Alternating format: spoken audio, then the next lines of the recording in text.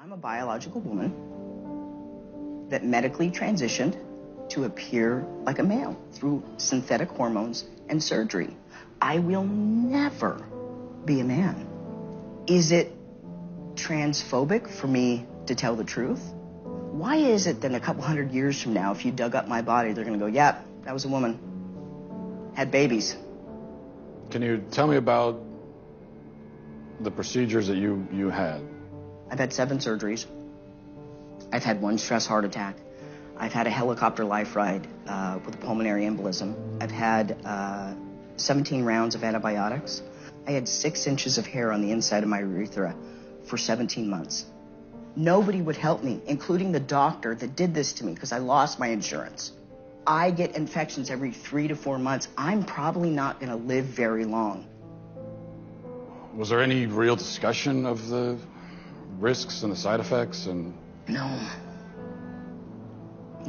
there's not. And I know that people want to think that there is, but there's not. Well, let's be perfectly clear here, because as far as I can tell, the temperature must have dropped in hell and a bunch of pigs magically sprouted wings. Because the party that wants nothing more than to throw open our borders to everybody and his brother who can skip across the Rio Grande and has tried to ban just about every firearm under the sun suddenly supports strong borders and national sovereignty and thinks civilians running around with full autos is a great idea. About 3 seconds after the Ukrainian government began handing out AK-47s to every man, woman, and 80-year-old grandma who could hold one, liberals watching the bloodshed on Twitter from their couches 5,000 miles away like some bizarre version of the Hunger Games began praising civilians taking up arms against the Russian invasion. Because suddenly, thousands of untrained residents patrolling the streets with machine guns is totally okay.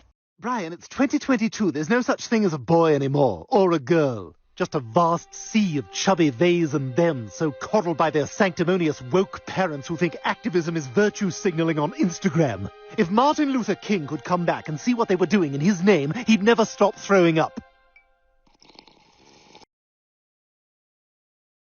You own all of Twitter or Facebook or what have you. You don't have to explain yourself. You don't even have to be transparent. You could secretly ban one party's candidate or all of its candidates, all of its nominees.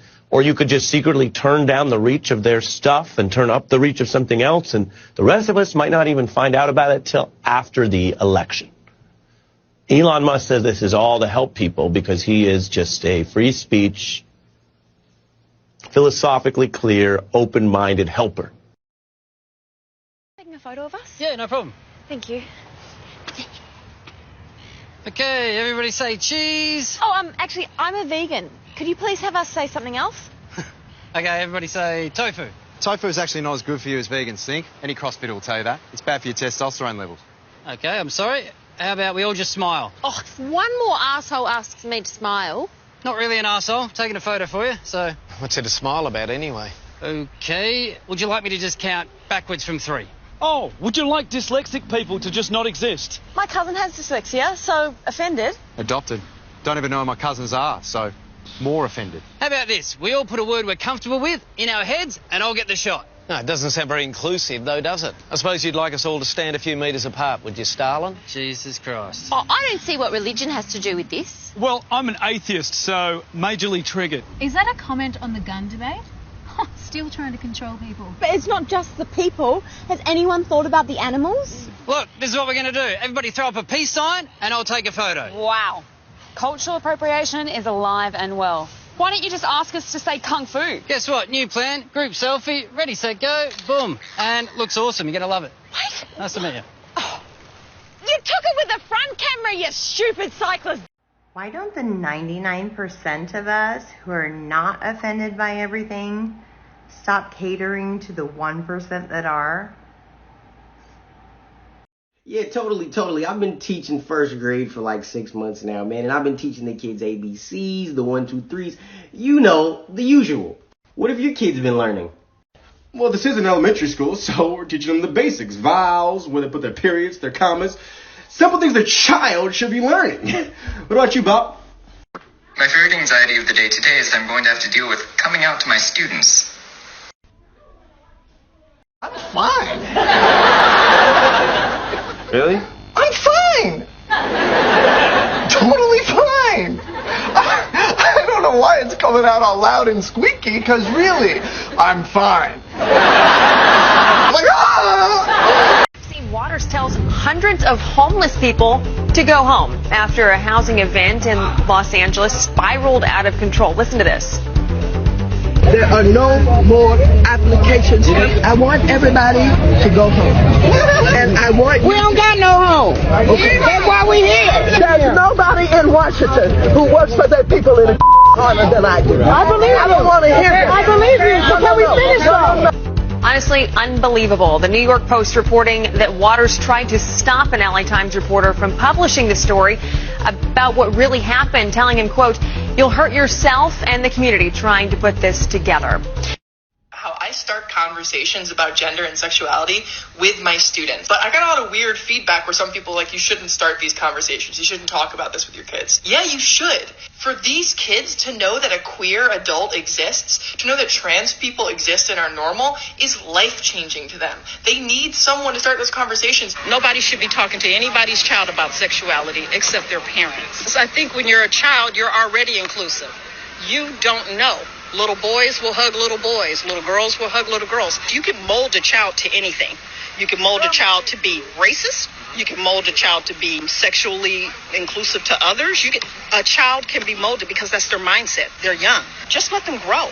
I wish somebody would have come to my child in the second grade, kindergarten, whatever, and trying to teach them about sexuality. Not acceptable. Because now you're bridging the gap of parental rights. You're a teacher. Teach my child school things. You know, I don't drink my coffee black. Wouldn't be my place.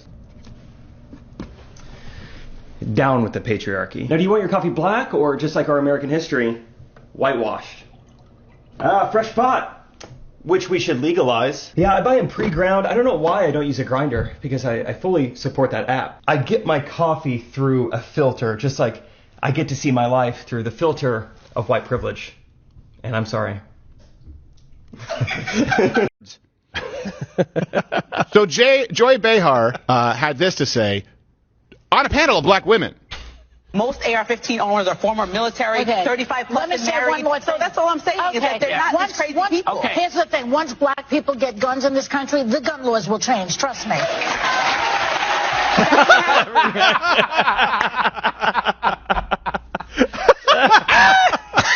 The lady looked at her like what? The fuck? wait, hold on. Let's see if I can pull it What up. did you just say? What are you trying to pull up? I didn't fully say. Election aftershocks on the streets of San Francisco. Fed up with rampant lawlessness, drug use, and theft, voters overwhelmingly recalled District Attorney Chesa Boudin, one of the most progressive DAs in the nation. But his decisive defeat sends a message to other soft-on-crime DAs that even the most liberal of cities won't tolerate progressive reforms that favor rehabilitation and second chances over locking people up.